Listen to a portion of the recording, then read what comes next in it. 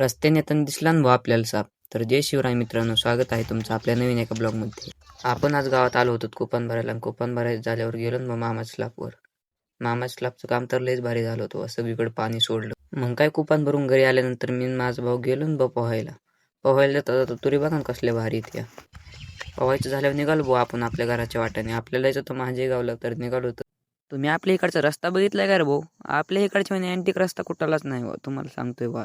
तुमचं काही का असं ना, पण मला रस्त्याने जाताना फुटाफुटावर स्पीड ब्रेकर दिसत होते बा. बघितलं कसे स्पीड ब्रेकर इथं असे जोऱ्या स्पीड ब्रेकरवर आपटत म्हणतोय काय सांगू तुम्हाला भाऊ.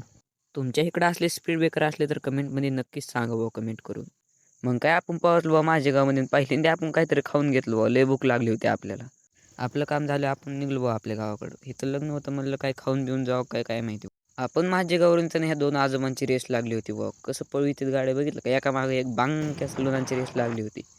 काय मित्र पवत होतं, मग मित्रांपाशी गेलो थोडंसं मस्त.